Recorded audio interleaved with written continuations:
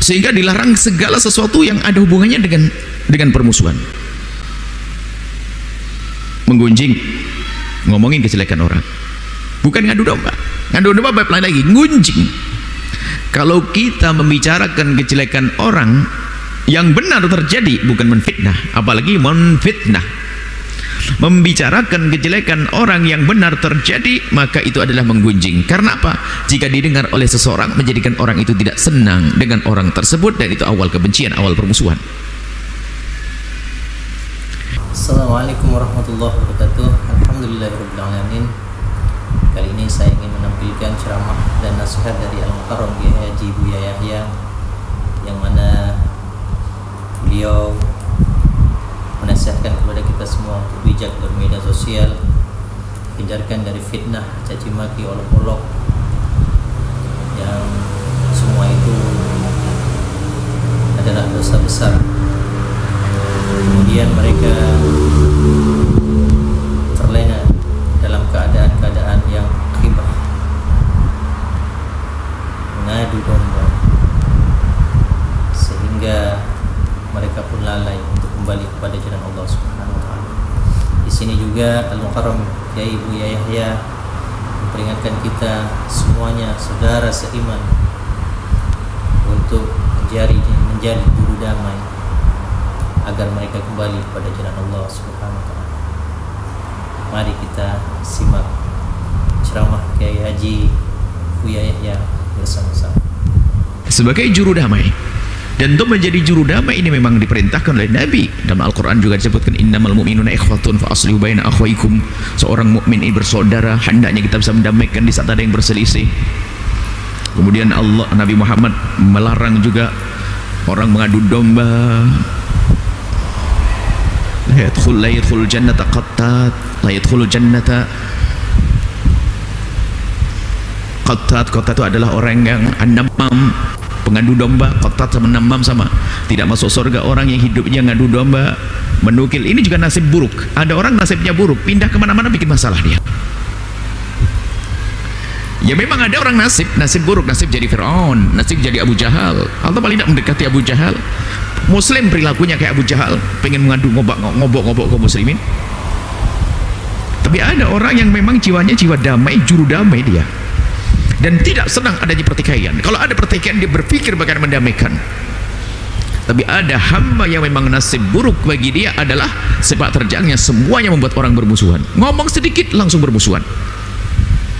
Kalimat hikmah yang disampaikan seorang kekasih Allah, ilham dari Allah, ilham dari Allah, lalu diucapkan padahal kalimatnya biasa saja, akan tapi menjadi sebab damainya umat. Tapi ada orang kalau ngomong satu kata keluar menjadi heboh dunia, berarti dia bukan nasibnya sebagai orang juru damai. Maka dari itu ayo kita hari ini menata diri kita yang ngaku sebagai umat Nabi, harus paham Nabi adalah juru damai. Nabi juru damai, dan Nabi semangat suatu ketika mendengar sahabatnya adalah ada keributan di satu kampung. Begitu ada sahabat Nabi ribut, namanya manusia. Kemudian Nabi mengatakan idhab bina nuslih bainahum, antarkan aku untuk bisa mendamaikan mereka. Bergegas Nabi mendamaikan, sehingga larangan-larangan memecah belah umat. Laisa minna man farraq, bukan termasuk golongan kami orang yang memutus, memecah belah. Nah inilah yang perlu kami hadirkan pada kesempatan ini. Apapun bentuknya, ayo kita menjadi juru damai, muslih, juru damai di antara umat yang berselisih. Bahkan Nabi mengajarkan Allah, amma aslih dzata bainina, ya Allah damaikan di antara yang berselisih di antara kami.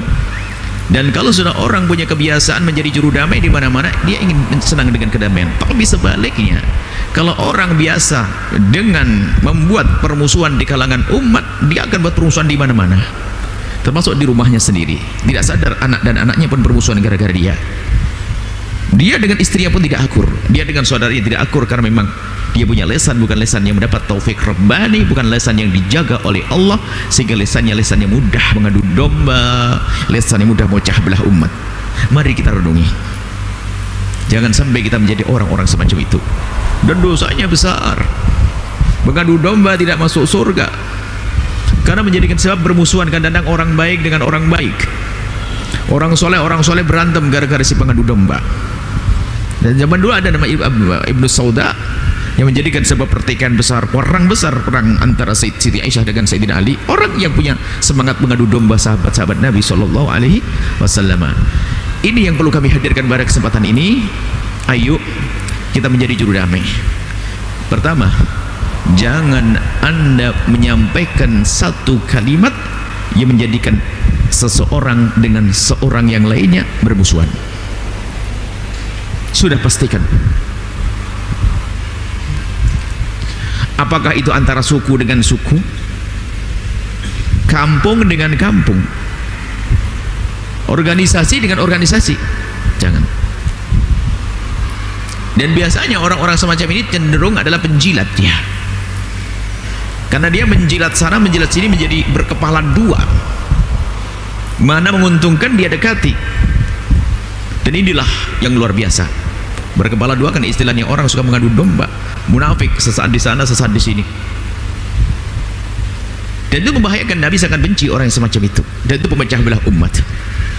Mari kita hadirkan pada malam hari ini adalah sifat mulia dan satu gelar mulia yang Allah berikan pada baginda Nabi bahkan sebelum beliau jadi Nabi, yaitu juru damai yang selalu datang membawa perdamaian dan kedamaian. Maka dari itu mari kita semuanya jangan menukil omongan yang menjadikan orang bermusuhan,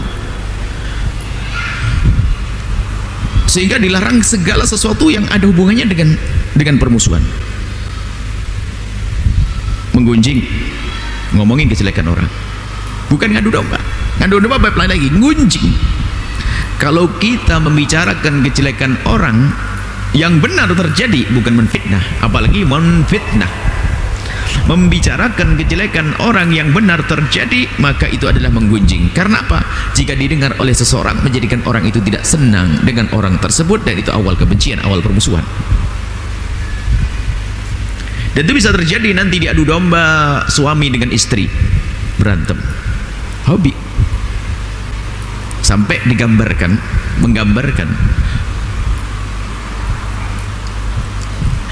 menggambarkan bahwasanya ada satu, kalau orang punya sifat ngadu domba, ini gambaran. Jadi apapun omongannya seperti itu. Contoh, ini gambarkan budak. Ada budak, ini kisah perbudakan, termasuk aibnya budak yang diperjualbelikan ada di luar Islam, kemudian Islam tetap mengikuti gaya perbudakan untuk dimerdekakan. Jadi kalau bicara tentang perbudakan dalam Islam, bukan Islam memperbudak manusia, tidak.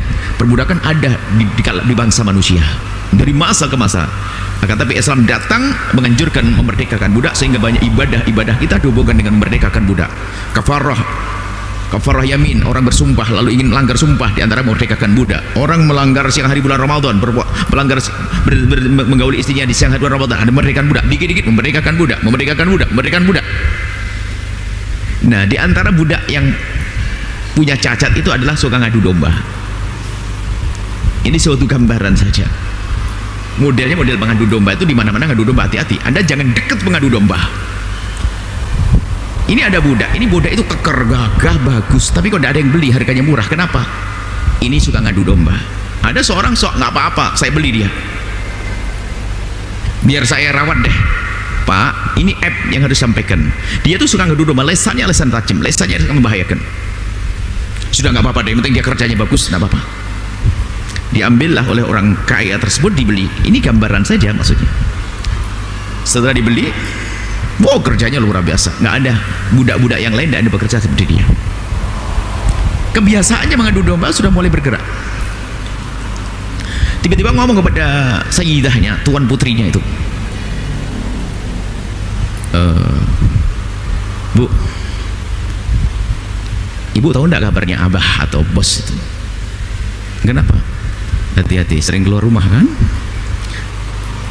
Insya Allah jangan khawatir Bu, akan saya kawal dia. Waduh, iya, kamu kawal terus ya? Iya. Kalau duduk sama bos lakinya, bos, tahu ibu di rumah enggak? Hati-hati zaman sekarang loh ya.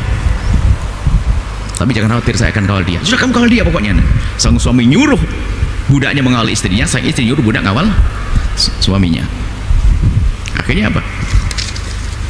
Betul, suatu ketika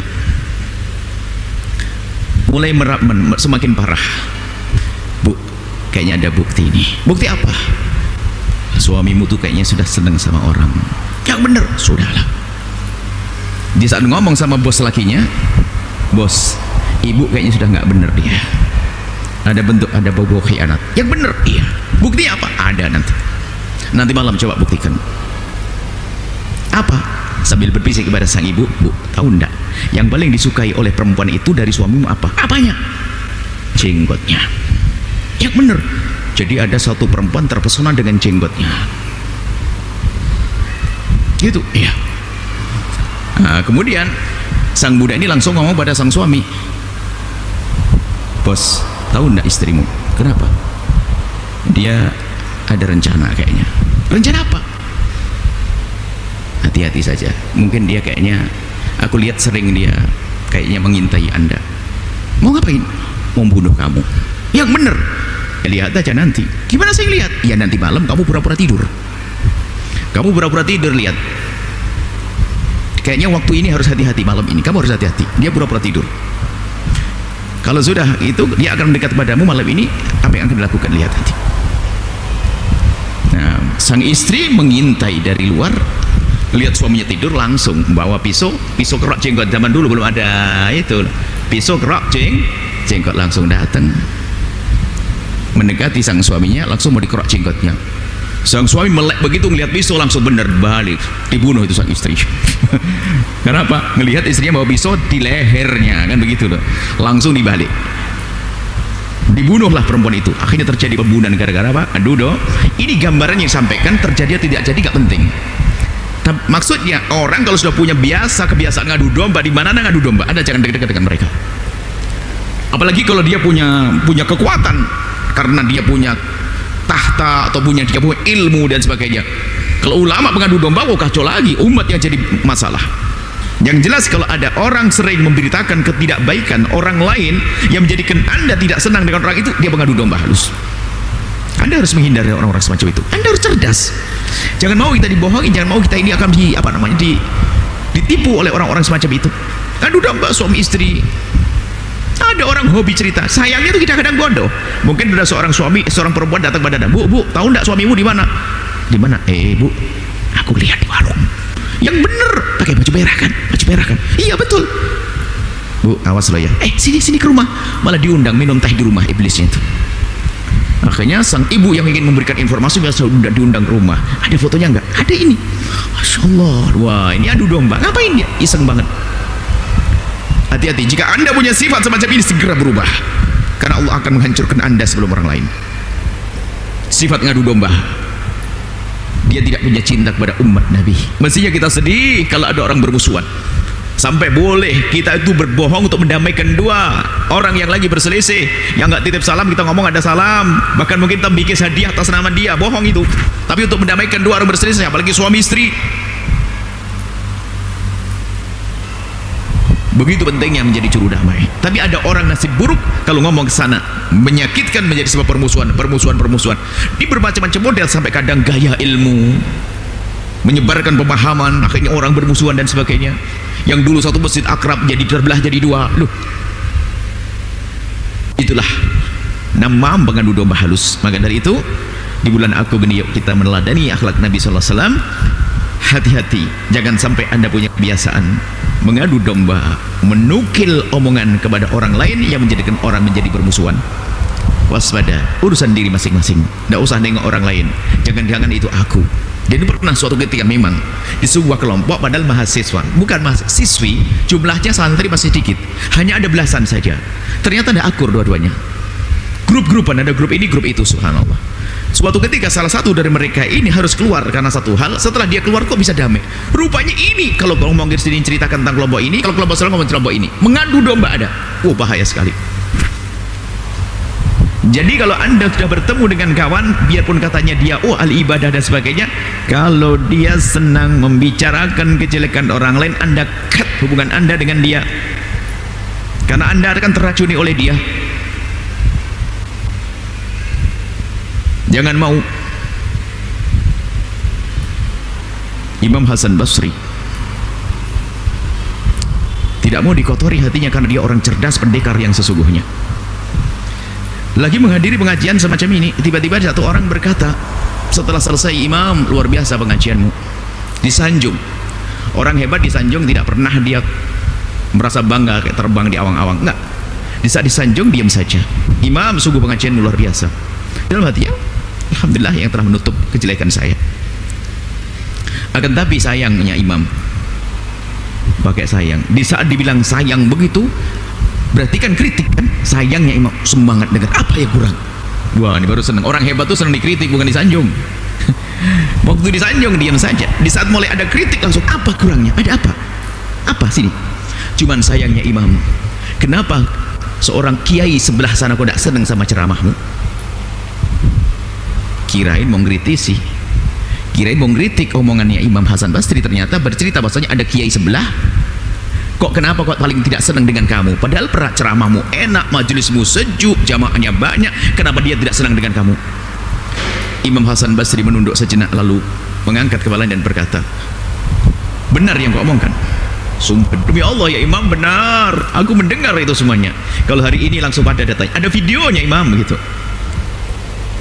Tidak ada senyum di wajah Imam Hasan Basri, hanya berkata, "Benar kau berkata begitu?" "Benar Imam." Langsung dioleh ke bawah murid-muridnya, "Wahai muridku, lihat dengar orang ini. Dia telah menyampaikan sesuatu yang kau sudah dengar. Ada orang sana yang tidak senang dengan aku. Wahai para tamu, wahai tamuku, jika engkau berbohong, awas, ini musuhmu, kau akan dipukul, dihajar sama murid-muridku. Jika engkau bohong, akan dihajar oleh murid-muridku." Ya, dia memang benar dengar. So, wallah demi Allah ya Imam, saya tidak bohong. Saya tidak bohong, saya mendengar benar. Iya, kalau kau bohong akan dihukum sama murid-muridku. Dan jika omonganmu benar, kau pun akan dipukul anak muridku. Kenapa? Karena kau telah mengadu domba antara aku dengan dia. Pilih mana? Pilih bohong atau jujur? Lemes dia. Kata Imam Hasan, keluarkan dari tempat ini dia. Dia berusaha majelis. Dia telah mengadu domba, menanamkan kebencianku kepada dia, sementara aku mencintai dia. Nggak bisa diadu domba orang hebat. Bohong dicambuk, jujur dicambuk. Ya, cerdas. Karena dia memberitakan yang tidak seharusnya disampaikan. Ngapain kamu menyampaikan begitu tuh? Inilah kisah orang-orang hebat. Sekarang kuping kita bolong-plong. Bahkan kalau kita mencari berita pun cari berita yang kejelekan orang.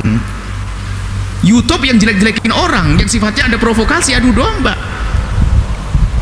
Kita sendiri yang mencari penyakit, korengan hati kita, sehingga kita terbiasa dengan prasangka buruk, sehingga kita masuk ke rumah kita pun lihat seorang suami prasangka buruk dengan istri, istri kepada suami, dan seterusnya. Mana ada keindahan setelah itu?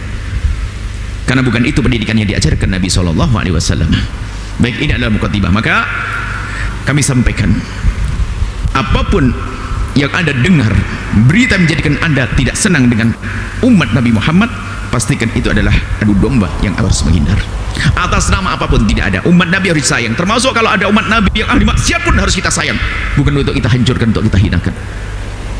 Tapi kalau sudah mengajari kita bermusuhan, maka ketahuilah ini adalah adu domba yang membahayakan diri kita sendiri. Ini akan berlaku di rumah Anda. Mungkin Anda sebagai seorang istri, tiba-tiba ada seorang perempuan telepon, "Bu, tahu enggak suamimu di mana?" "Apa selalu ya?" "Kenapa?" "Aku melihat suamimu di warung sini." "Matamu yang terakum, nggak mungkin." "Iya bener." "Diam kau buta." Gitu. Jangan disambut, biarpun diam-diam ragu. Kalau ragu, klarifikasi, "Abang dari mana?"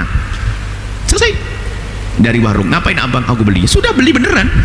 Tapi kalau melalui setan itu kan ceritanya macam-macam. Harus cerdas kita, jangan mau diadu domba. "Suamiku lebih aku percaya. Aku lebih percaya suamiku daripada kau, wahai iblis yang pakai kerudung." Enggak ada yang pakai kerudung ngadu domba. Di majelis sudah ngadu domba. Harus kita punya rambu-rambu hidup yang baik. Nggak boleh diadu domba. Makanya kami pun juga tidak senang diadu domba. Nggak senang kalau ada orang bertanya, "Buya, pendapat Buya tentang menteri ini bagaimana? Artis ini bagaimana?" "Wewe, ente mau ngeracunin saya ente. Jangan tanya begitu, saya tidak kenal artis itu. Kalau saya salah ngomong gimana saya minta maafnya. Dia jarang pengajian saya juga tidak main film dengan dia." Kan tidak pernah ketemu, bagaimana saya minta maaf? Ya, kita mendoakan. Artis baik juga banyak kok. Kenapa harus kita prasangka buruk? Nggak perlu kita berkomentar yang tidak-tidak. Jangan diajari saya bermusuhan dengan siapapun. Lemah hati kami, kotor hati kami.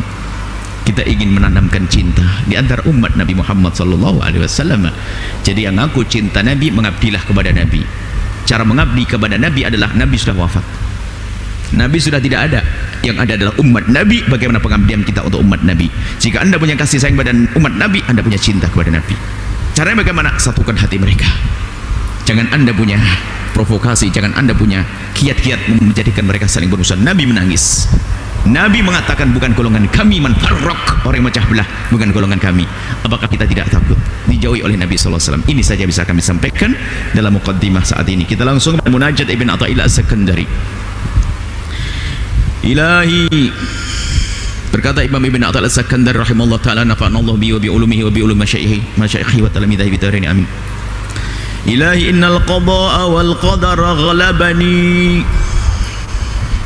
Ya Allah, qada qadarmu telah mengalahkanku. Qada dan qadar.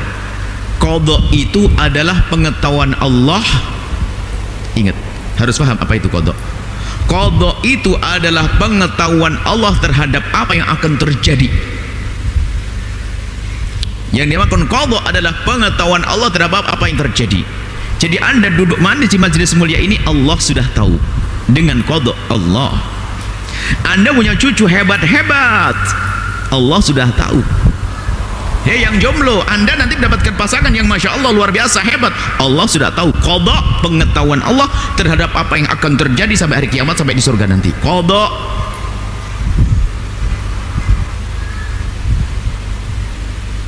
Adapun qadar adalah apa yang Allah berlakukan kepada makhluknya sesuai dengan pengetahuan Allah. Jadi qada Allah, pengetahuan Allah terhadap apa yang akan terjadi. Gambarnya begini, Allah maha tahu bahwasanya anda punya cucu pinter-pinter, hebat-hebat, soleh-soleh. Sekarang anda belum menikah.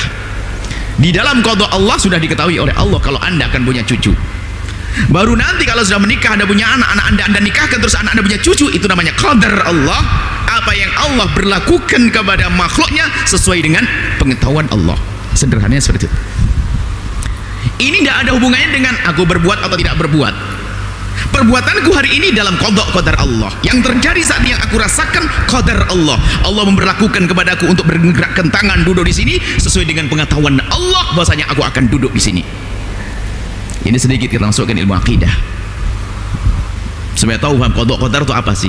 Bukanlah perbuatanku ini masuk dalam qada Allah sebelum terjadi qada Allah, setelah terjadi qadar Allah. Dan qadar Allah sesuai dengan iradah Allah, karena yang terjadi sesuai kehendak Allah, baik dan buruk dikehendaki oleh Allah Subhanahu wa taala. Orang sering terpleset di saat bicara qadar lalu mengatakan bahwasanya kalau memang begitu ngapain saya beribadah, kalau memang saya ahli neraka kan termasuk neraka. Jawabannya, siapa yang bilang ente ahli neraka? Atau sebaliknya, ya kalau memang saya ahli surga kan ngapain saya harus capek-capek ibadah, biarin ngapain saja tetap ahli surga. Jawabannya apa? Siapa yang bilang ente ahli surga? Qada Allah terhadap kita nggak tahu kita. Makanya kalau menjalani hidup jangan sok jadi Tuhan, jadilah hamba yang menjalani hidup.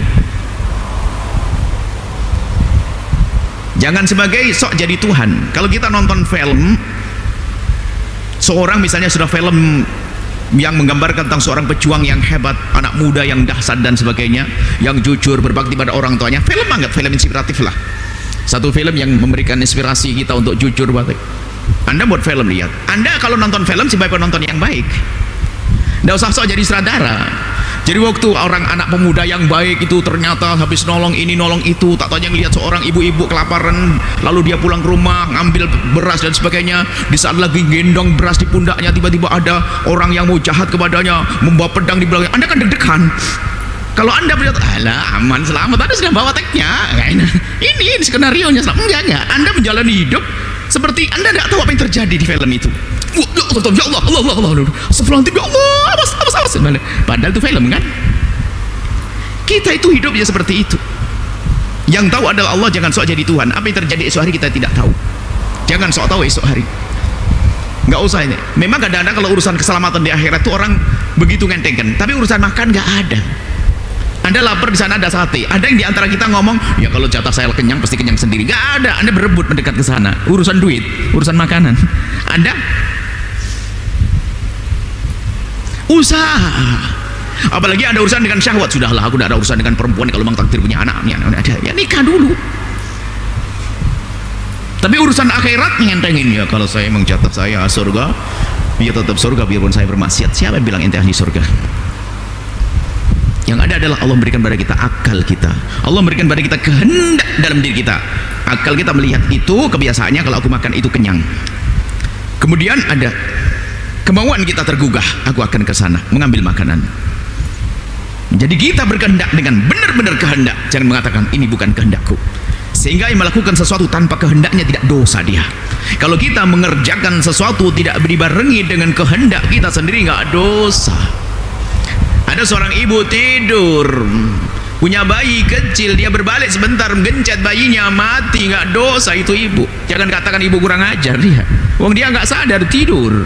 Anda jalan tol lagi kenceng, ada orang nggak tahu lompat ke situ ketabrak, nggak dosa Anda. Ini jalan tol bukan jalan tol berjalan, bukan kehendak Anda. Lagi ngelindur bawa pisau nusuk orang, nggak dosa, bukan kehendaknya dia. Tapi lagi melek ngelihat tuh kurang-kurang ajar, saya tusuk begini, dosa, saya punya kehendak. Jadi yang terjadi tanpa kehendak kita nggak dosa. Yang terjadi tanpa kehendak kita nggak dosa. Jadi kehendak kita itu ada. Kenapa? Allah yang maha berkehendak menghendakimu berkehendak, maka engkau dengan kehendakmu berkehendak, sehingga engkau ditanya karena kehendakmu itu.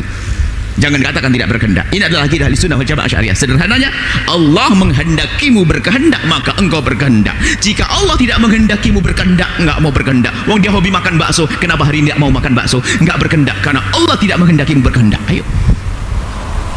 Pernah yang hobi makan sate tiba-tiba enggak turun sate. Kenapa? Pahit, enggak pengen belas. Kekenyangan enggak pengen.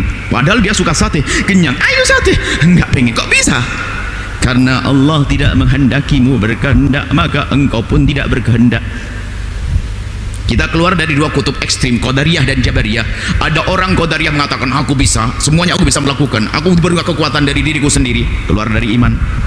Atau mengatakan kita ini adalah seperti bulu yang ditiup angin kesana kemari. Jadi yang kita lakukan semuanya Allah. Kalau saya mabuk ya Allah, zina Allah, ini dari Allah. Oh gitu. Seolah namanya kehendak. Baik, kalau begitu ambil saja palu, langsung pukulkan ke jidatnya. Dia akan bertanya, kenapa kau pukul aku? Allah. Belajar lagi dah salah itu namanya. Nah, disinilah. Jadi qada qadar Allah itu adalah sudah Allah Maha tahu. Kita menjalani hidup ini sesuai dengan qada dan qadar Allah. Nggak ada yang keluar. Doa tidak merubah ketentuan Allah. Tapi doa bagian dari ketentuan Allah. Doa itu kan usaha. Anda pergi ngambil piring tidak akan merubah Anda menjadi kenyang. Tapi itu usaha. Kenapa? Bisa saja piringnya pecah, nasinya tumpah, atau lagi nelen sendoknya ketelan nggak jadi makan, masuk rumah sakit. Jadi kita usaha, doa namanya usaha. Baru setelah gambaran di mata manusia, iya, seolah-olah ada perubahan. Memang begitu. Nah gitu menjalani hidup begitu. Saya lapar manggil mangkok, lalu saya ngambil nasi, saya tuangkan soto, kemudian saya taruh kecap, saya makan kenyang. Secara zahir kita adalah karena aku makan nasi ini maka aku menjadi kenyang. Seolah-olah kenyang ini adalah merubah takdir saya. Tidak. Sudah rentetan takdir bahwasanya hidup kita adalah mulai dari lapar ngambil mangkok sampai kenyang, kemudian buang airnya di mana?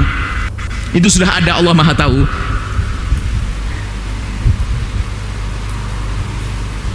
Nah ini. Lalu apa artinya daripada kita usahamu itu? Kan disebutkan bahwasanya Allah itu senang dengan hamba-hamba yang berbuat baik. Jadi kalau engkau mudah melakukan kebaikan, itu tandanya jalanmu itu lempeng menuju surga. Kalau ada Anda tahu ini arah, kalau ke kanan kita ke Tegal, kalau ke kiri ke Jakarta. Anda punya akal bahwasanya di Tegal Anda ada orang bagi-bagi duit. Jangan telat sampai jam 10 malam. Kalau Anda tidak telat, Anda nggak dapatkan uang. Anda yang punya otak, kira-kira belok kanan atau belok kiri. Pasti belok kanan, akan pergi ke Tegal. Nggak ada yang ngomong saya akan belok kiri. Kalau memang jatah saya sampai Tegal, pasti saya nyampe Tegal. Nggak ada. Otak Anda ini akan berpikir saya harus ngambil mobil yang cepat, jangan sampai telat. Jalan yang nggak macet, tol atau bukan tol, karena saya ngerti bahwasanya di Tegal ada uang. Itu usaha. Apakah semua yang menuju ke Tegal langsung sampai? Belum tentu, bannya bocor. Tapi Akal sehat menuntut Anda pergi ke Tegal, bannya bocor, tabrakan, bisa jadi itu semuanya. Tapi Anda belum tabrakan, tidak usah ngomong jangan-jangan tabrakan. Nah ini siapa yang bilang Anda tabrakan? Ini mendahului terus, ini kan repot berakhirnya salah. Jangan-jangan tabrakan, Anda tidak mau ribut. Ayo anda yang merasa kau, jangan-jangan saya tabrakan dan macet, nggak nyampe. Atau sebaliknya, sok kalau memang jatah saya nyampe, tentu akan nyampe. Pergi ke Jakarta, bablas sampai Jakarta, mana nyampe Tegal. Tapi yang jalannya salah belum tentu dia nyampe Jakarta. Bisa jadi tak taunya sampai pom bensin ke teman-temannya, bro mau kemana nih? Jakarta. Ikut aku aja ya. Yuk man, kemana? Ikut aja yuk. Nyampe Tegal, nggak sengaja dia. Tapi tugas kita tuh menggunakan akal kita, berjalan sesuai dengan tujuan yang kita ketahui, iradah kita. Panjang masalah akidah ini. Yang menjadi masalah sok, yaitu dari sok. Kalau memang saya jatuh ahli surga, biarpun saya maksiat tetap jadi ahli surga. Nggak begitu. Siapa yang bilang kita ahli surga? Atau siapa yang bilang kita ahli neraka? Tidak tahu. Hanya Allah memberikan dua petunjuk jalan. Itu jalan surga, jalan neraka. Mana kau titi? Gitu saja. Lah karena kita punya akal, Allah memberikan pada kita akal suruh main. Seperti Allah memberikan kita mata, lihat ada jalan gelap, ada jalan terang. Kita naik mobil, jalan sempit, jalan gede. Ya yang cerdas ya pilih yang gede, kelihatan dengan mata kita. Mata kita seperti akal kita. Mata kita membedakan jalan lurus, halus dan jalan terjal. Pikiran kita, akal kita memilih ini menuju jalan yang benar, ini jalan yang batil. Dan begitu seterusnya, sederhana. Lah ini Imam Baitul As-Sakandari mengatakan bahwasanya ilahi innal qada wal qadar ghalabani. Qada dan qadar sudah terjadi, sudah engkau maha tahu dan pasti terjadi kepadaku. Apa aku menjadi orang baik atau orang buruk sudah pasti terjadi. Kalau sudah mendekat qada qadarmu. Wa inal hawa biwathaiki syahwati asirani. Asharoni, ashara yasiru, asharoni. Hawa nafsu dengan syahwatku telah membelengguku, telah memenjarakanku. Ini apa hubungannya dengan tadi? Kita baca dulu. Fakun antan nasiruli hatta tansurani wa tansurabi. Maka jadilah engkau ya Allah penolong sejati bagiku, hatta tansurani, sehingga engkau bisa menyelamatkanku ya Allah, wa tansurbi, dan aku menjadi selamat dengan diriku sendiri. Ini adalah memang mungkin tidak kita baca semuanya karena ini kalau pencarahannya panjang. Jadi gini, kesadaran ya Allah, ketentuan surga neraka sudah ada, dan saya tidak tahu apakah aku di neraka atau di surga. Tapi engkau telah memberikan petunjuk kepadaku ya Allah, ada jalan surga, ada jalan neraka, jalan surga. Tapi ya Allah, aku punya syahwat yang selalu membelengguku, menarikku untuk keluar dari jarum kemuliaan. Nah ini menyadari, tahu bahasanya saya tidak ngerti apakah saya ahli surga atau ahli neraka, dan tugasku menjalani hidup memilih jalan yang baik. Dan saya tahu, kami tahu jalan yang baik itu ya Allah, menuju surgamu ya Allah. Tapi ya Allah, ada syahwat, saya tahu itu haram tapi aku masih melakukannya karena syahwatku. Itu kebaikan tapi susah aku melakukannya karena urusan syahwatku. Maka dia ingin adu pada Allah, ya Allah, dengan syahwatku yang selalu melengguku ini ya Allah, bebaskan aku, biar aku bisa benar-benar mengikuti petunjuk yang kau berikan melalui akalku. Aku faham itu kebenaran, kebaikan, sehingga kita melangkah. Gak cukup dengan akal kita kalau bukan pertolongan Allah. Kita pun mungkin semua menyadari, tahu itu haram, kenapa kita masih melakukannya? Coba yakin itu haram, gak boleh itu, kecil atau gede mungkin dari pandangan, gak boleh itu haram. Tandanya ketahuan waktu melihat sembunyi-sembunyi kok, berarti tahu itu jelek. Cuman kenapa dia melakukannya? Dikuasai oleh syahwat dan hawa nafsunya. Nah beliau ingin ngadu tentang syahwat dan hawa nafsu yang ada pada diri beliau sendiri. Kenapa? Aku sudah tahu ya Allah, jatahku di neraka atau di surga sudah ada, dan engkau maha tahu. Tugasku menjalani hidup untuk menjalani hidup hingga sampai sesuai ketentuanmu. Maka aku mohon ya Allah, hawa nafsuku ini Allah yang sering membelengguku, sehingga aku tahu kebenaran, kadang aku tidak mau berjalan di atas kebenaran. Maka engkau penolongku yang sejati, berikan pertolongan kepadaku. Tansuru, nih engkau menolongku, wa tansurbi, dan berikan pertolongan aku dengan diriku sendiri. Maksudnya apa? Ya Allah, aku ingin selamat menuju surgamu, maka aku minta pertolongan kepadamu, tolonglah aku. Dan ya Allah, jadikan ya Allah aku bisa menuju surga dengan diriku, tansurbi. sehingga hawa nafsunya ditundukkan, sehingga dirinya bisa menolong diri sendiri, diri kita sendiri. Jadi pertolongan dari Allah ya namanya taufik rabbani, sehingga orang tiba-tiba dipilih oleh Allah, disyaratkan Allah yajtabi ilaihi may yasha, tiba-tiba saja menjadi baik. Tapi ada orang menjadi baik berusaha. Jadi kita berusaha menjadi baik lalu menjadi baik. Ada orang tiba-tiba menjadi baik. Kita ngaji begini. Jadi kalau orang sampai kepada Allah kan digambarkan ada dua model. Ada orang yang menjadi orang baik kekasih Allah tanpa usaha dari kita, majdub, ditarik daripada ketidakbaikan oleh Allah menjadi orang mulia. Allah yajtabi ilaihi may yasha. Siapapun bisa saja, dia padahal dia nggak benar, dia mabuk, berjudi dan sebagainya, tiba-tiba Allah angkat dia. Ya, memang ada seorang hamba yang diangkat oleh Allah tanpa usaha dari dia. Allah memberikan karunia kepada dia. Nah, kalau untuk mendapatkan kemuliaan caranya hanya begitu saja, kita pusing. Ya kalau kita dipilih. Kalau nggak dipilih bagaimana? Sudah ini nggak dipilih kan kacau. Ada ternyata. Wa yahdi ilaihi may yunib. Dan Allah juga akan memberikan petunjuk kepada siapapun asalkan dia mau berusaha untuk kembali. Makanya ada dua model cara menuju kepada Allah ini. Tansuruni, kita langsung ditolong oleh Allah, atau Allah menolong kita dengan diri kita sendiri yang berusaha. Jadi usaha kita ini karena kita tidak tahu bahasanya apakah kita dipilih dengan cara jadab atau tidak dipilih, maka kita ada jalan yang satu, bersungguh-sungguh kita berusaha. Dan Allah sudah menjanjikan dalam Al-Quran, sebutkan dalam firman-Nya, walladzina jahadu fina lanahdiyannahum subulana, yang serius mencari jalanku. Allah berjanji kalau anda serius ngaji, habis itu merenung, mencoba menyesali dosa, ingin berbuat baik, walladzina jahadu fina, yang bersungguh-sungguh mencari jalanku menuju surga, lanahdiyannahum subulana, niscaya akan aku beri petunjuk untuk sampai kepadaku. Wa aghnini bifadlika hatta astaghniya bika an talabi. Cukupkan kami ya Allah bifadlika dengan karuniamu ya Allah, hatta astaghniya, sehingga aku tidak mengandalkan lagi an talabi dengan usahaku. Usaha tetap,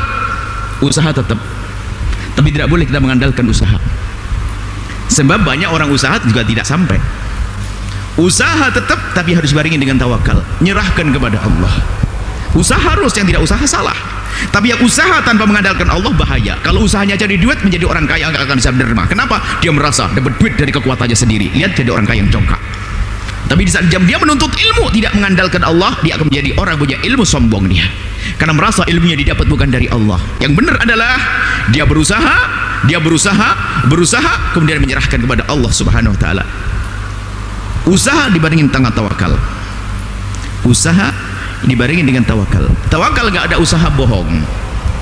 Usaha sejati adalah dengan tawakal, karena mengandalkan Allah Subhanahu wa taala. Sehingga kalau anda ingin mengerjakan sesuatu, kerjakan dengan serius, dengan benar, setelah itu serahkan kepada Allah. Sehingga di saat anda menyerahkan kepada Allah, anda tidak akan menyesal setelah itu. Jika dimudahkan, anda tahu ini dari Allah. Jika belum dimudahkan, anda berkata ini belum waktuku. Begitu mudahnya orang bertawakal. Yang tidak bertawakal adalah congkak. Beragamanya tidak diterima, sok tawakal tapi nggak pakai usaha. Tawakal dok nggak pakai usaha, ya nggak diterima. Usaha dibarengi dengan tawakal dok nggak pakai usaha, karena tawakal itu sifatnya usaha. Tawakal sifat maknawi, sifat dari usaha. Setelah berusaha, serahkan pada Allah. Lah nggak berusaha, bagaimana menyerahkan pada Allah? Ikhlas, ada amal. Baru dikatakan ikhlas kalau punya amal. Dia bahasa ikhlas, nggak pernah beramal, omong kosong dia. Beramal dulu, baru nanti ada sifat ikhlas. Kerja dulu, baru nanti ada tawakal. Bahasanya tawakal. Nabi marah, ada seorang laki-laki datang, Nabi ngajar di masjid seperti ini. Jadi orang kelihatan datang, ada satu orang bawa ontanya. Nabi melihat ini onta dibiarkan, nggak diikat. Ditanya, kenapa nggak kau ikat ontamu? Tawakal. Ya salam, sok banget tawakal. Ini congkak. Nabi mata, ikil fatawakkal, ikat dulu baru tawakal. Kunci rumahmu baru tawakal, semoga dijauhkan dari maling. Pintunya nggak dikunci, sok tawakal, bobol maling nanti. Nah, ini adalah gambaran seperti ini. Ini adalah hikmah atau munajat Ibn Athaillah As-Sakandari rahimahullah ta'ala. Semoga Allah Subhanahu wa ta'ala mudahkan kita, jalan kita menuju ridha Allah Subhanahu wa ta'ala. Dan semoga Allah mudahkan usaha kita. Di saat kita berusaha, dimudahkan, dikabul hajat kita, dimudahkan usaha kita, dibarengi dengan ketulusan kita dalam bertawakal kepada Allah Subhanahu wa ta'ala, sehingga buah daripada apa kita kerjakan adalah karena Allah Subhanahu wa ta'ala. Ikhlas karena Allah, tulus karena Allah Subhanahu wa ta'ala. Wallahu a'lam bissawab.